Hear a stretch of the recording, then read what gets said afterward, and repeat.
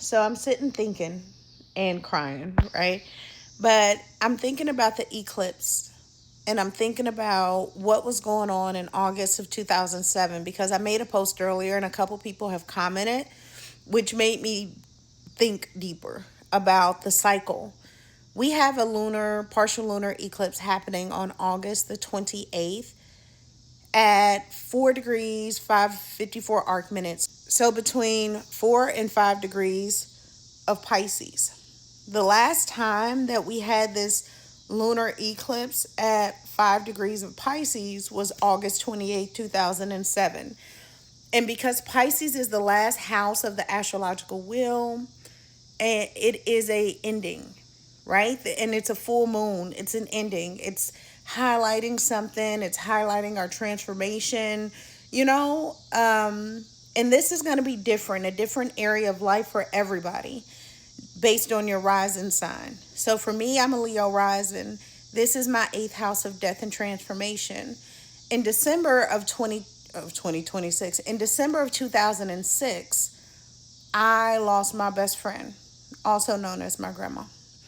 And my grandmother was an astrologer. She talked about the planets.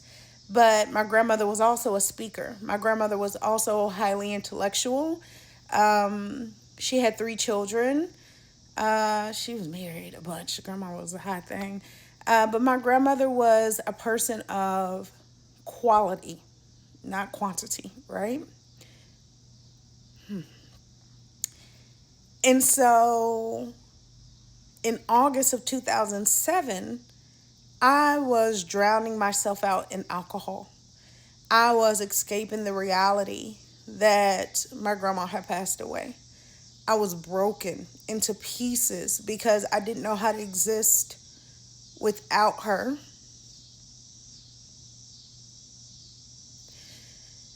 And so as we come into this energy of the eclipse on August the 28th, it makes me think about that. And it makes me think about my growth and my transformation because the eighth house really is the eighth house is it's the energy of Scorpio, right? It's the depth of things. It's like it's like such a deep, intense energy. And I feel like I've gone through so many cycles in life to understand who I am. And who I am shows up in different experiences depending on what I'm facing and what's coming towards me. But I have like I have a good understanding of that person. I have a good understanding of her. And I'm not afraid of my shadow side. I don't live to be perfect. I embrace transformation and challenges. My love for the stars isn't because of my grandma.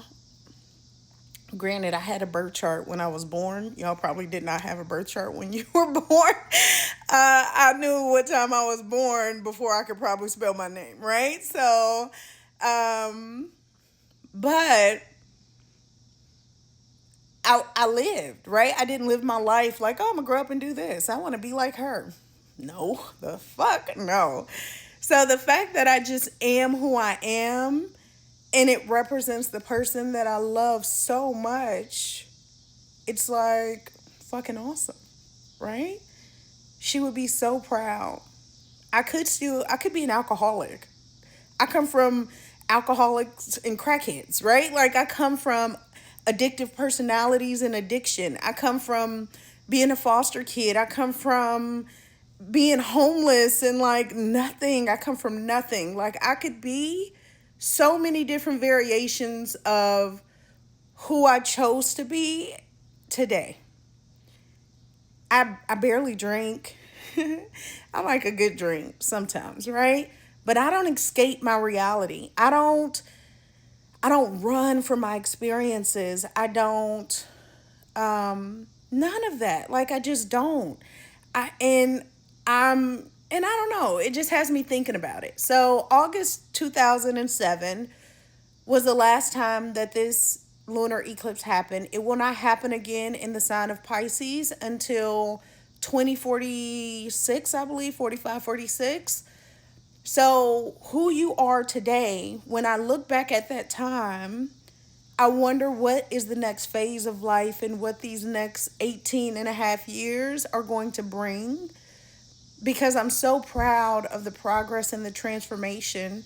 But the death that happened in December of 2006 that cracked me open, I would not have thought, that girl would not have thought that she would be this grown ass woman. So I want you to think about that because, astrology doesn't, it's not a one to one thing. And I wish that more people understood how to look at the cycles in life and understand the beauty in it, because life is hard and it just gives you this cosmic map of like understandings, insight, awareness, so that we can navigate it with just a little bit better.